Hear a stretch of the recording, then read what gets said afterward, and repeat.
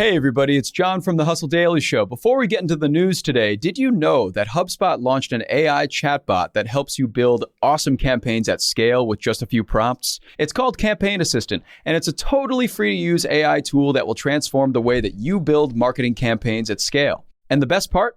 It works seamlessly with all of HubSpot's marketing and sales tools to scale your output across email, social, and more. So AI your way into the most effective campaigns yet at HubSpot.com/campaign-assistant. Howdy, folks. It's Tuesday, March 15th. I'm Jacob Cohen here with Hustle writer Rob Litterst, and this is the Hustle Daily Show.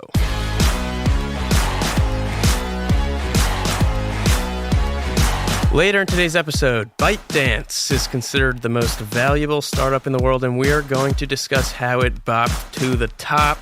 But before we get into that, here are a few things you should know. Let's get crack-a-lackin'. All right, Rob, what do you got? Okay, the first thing that I want to talk about today is a little merger in the streaming wars. HBO Max is going to be merged with Discovery Plus once Discovery's merger with AT&T's Warner Media goes through, which I think is happening at the end of the month. But I thought this was really cool. So HBO Max obviously has tons of prestige series, has Euphoria, it has Succession, it has some old school hits like Sopranos, The Wire, all that good stuff. And then on Discovery Plus, you've got bingeable cable stuff like HGTV, Fixer Upper, and Diners, Drive-Ins, and Dives on Food Network. And right. Also all very good stuff. Oh, great stuff. It's just a beautiful combination, in my opinion, of like kind of highbrow and lowbrow TV, which I think could work really well. The interesting thing here, they're going to merge the two platforms. They're not going to do a bundle like what Disney Plus is doing with ESPN and Hulu. So I'm really interested to see what price point they charge for this because Discovery Plus right now on its own is $4.99 with ads, $6.99 without ads, and HBO Max is $9.99 with ads and $14.99 ad free. So if you put them together, like I'd be really, really surprised if they go over $20. And I think Discovery Plus particularly probably has some really price sensitive subscribers. So that's going to be really interesting to see. For sure. Although I will say Guy Fieri alone is worth $2 a month. 100%. I could not agree with you more. They have to factor that in. What are you seeing? All right. So do you like oat milk? Is that something you drink? You know, the first time that I had oat milk, I thought it was like this real novelty and I was like so excited about it. Come to find out probably a few months later, maybe like a year later, I read this article about how it's not really good for you. And that kind of stopped me from drinking oat milk. What about you? I went through a binge. A full-on binge. Wow. I was down in oat milk for like a good 2 months, and then I stopped because I was like, why am I doing this? But I do like it. But anyways, the Wall Street Journal came out with this feature about Oatly's growing pains. Basically, Oatly has done a phenomenal job driving demand for its products for years. Like really good job, fantastic marketing. Oprah and Jay-Z as investors, like the whole shebang. Good stuff. But then it realized at some point that it needed to have the supply to actually meet the demand it was generating, and it didn't. It's just had all kinds of problems, mostly like around building and expanding its factories. Their factory in Ogden has had so much machinery mishap and downtime that employees on production lines were playing board games and watching Netflix on the job. That sounds like a pretty sweet gig, yeah. Yeah, it's a sweet gig, but not something you want to hear. And as a result, Oatly has lowered sales forecasts over time. Its stock is down 80% from the high. Oof. And Planet Oat now holds the top spot in the U.S. market. Though I will add, Oatly increased its global revenue to more than $643 million in 2021. So it's not like it's doing bad. It just has faced growing pains and fierce competition.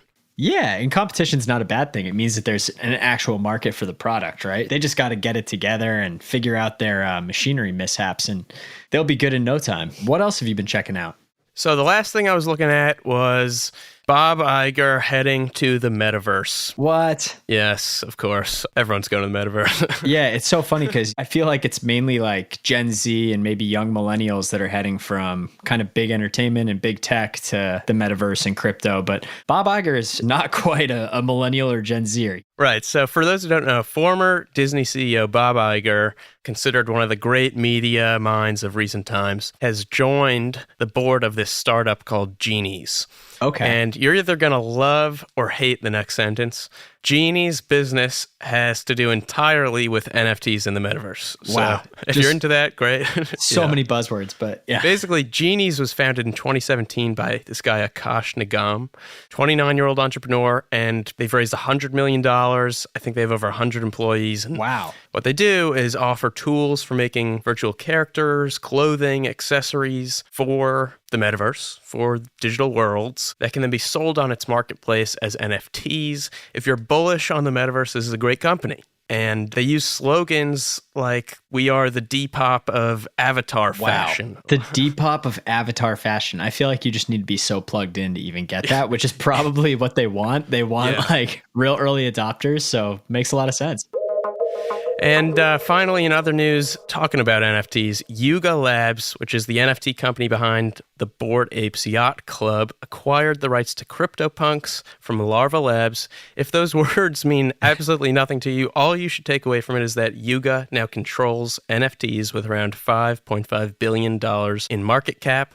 And personal favorite story of the day, Pete Davidson is going to space on Blue Origin's March 23rd flight. Ironically, you may remember he was chosen to save the colonists on Elon Musk's Space Mars habitat in an SNL skit last year. It's life imitating art. Exactly. All right, now let's talk about how ByteDance took over the world. Yeah, so ByteDance is the parent company of TikTok. But what a lot of people don't know is TikTok is just one of many products that ByteDance has made viral. They have 3 other products that have eclipsed 100 million daily active users. Damn. Mainly in China, but they also release apps kind of all over the place. And that's the point of this article that I was reading. ByteDance, the secret to their success is kind of like an organizational structure hack. And it's what they call their shared service platform. So if you've ever worked in a company that has shared services, it's common for things like legal and HR to be shared across kind of all divisions of the company. But ByteDance takes that and just puts it on a completely different level. They share engineers across teams. They share growth analysts across teams. And they even share algorithms and technology across teams and products. The entire goal behind ByteDance's shared service platform is to allow product teams to stay super small and focused on the users that they're working on, and to make it really, really easy to take learnings from one product and apply them elsewhere. That's pretty cool. Yeah, one example of this that's really crazy is they have an app. It's the most popular news app in China. And they saw that video is getting really, really popular on the app.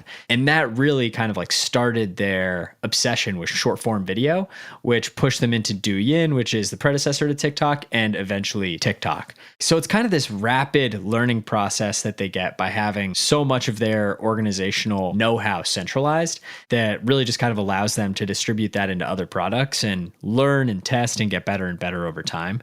So because they have so much of this kind of institutional know-how centralized, it allows them to move really quickly and go in a million directions. So listen to this. In 2 years, ByteDance created over 140 apps in the app stores spanning 11 verticals. Really? By keeping their product team super, super small and focused, they're able to release products rapidly, get rid of underperforming products right away, and they can cycle their employees to different products as they need them if the products that they're working on don't do well. So it's really just kind of like this incredible organizational tactic that they use to be really, really nimble and to take advantage of trends in kind of media consumption and digital consumption in general, which, as we've seen, has completely blown up TikTok. Like, do we know how big ByteDance is now? Some investors have valued ByteDance as high as $400 billion, which is wild for a private company. Yes. And it's been speculated that they're going to IPO. People expect it to happen in late 2022. But in 2021 alone, ByteDance reached 1.9 billion active users across 150 countries and generated $58 billion in revenue. Wow. Yeah, it seems like with each product, they learn more and more, which kind of means that TikTok might be just the beginning. We might be getting an even more addicting product down the road. I mean, the one thing I've been following is these music products that they've been spinning up. Rezo is one and SoundOn is the other. Yeah. Rezo is basically TikTok's music streaming platform, like their Spotify, basically. And SoundOn is their music distribution and marketing platform for artists. So if you've been on TikTok, you know sounds and music is a humongous part of the app. Massive. And a lot of current pop songs and music is driven by TikTok. You know, there's like TikTok radio stations now on Sirius XM. Yeah, didn't Old Town Road blow up on TikTok? Wasn't that like part of it? Lil Nas X blew up on TikTok. A lot of artists that are really big now kind of blew up on TikTok, and they feel really connected to the platform. A lot of their fans interact with them through the platform, and TikTok building this kind of infrastructure for them to operate as musicians and artists through TikTok is super smart. Yeah. You know, why use someone else? Building that monetization stream in there is just going to be even more and more powerful for them. It's going to make more and more artists want to create music for TikTok and test music on TikTok. It's probably pretty scary for Spotify. I would be scared. Yeah.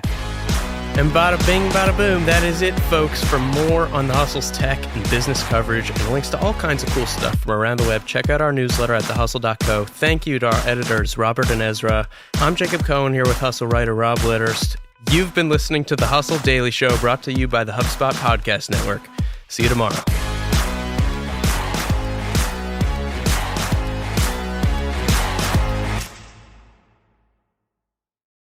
Hey guys, if you listen to the Hustle Daily Show on Google Podcasts, we want to let you know that the option will no longer be available pretty soon. Google is sunsetting its podcast app sometime in early 2024 in favor of YouTube Music, and we want to give you a heads up before it's too late, since that time's almost here. The Hustle Daily Show is available everywhere and anywhere that you listen to podcasts, like Apple Podcasts and Spotify. If you're using YouTube Music, we are there as well. If you're an Android fan, there are plenty of apps like Overcast, Pocket Casts, Player FM, and more. So just search for us wherever you decide to listen to your favorite podcasts.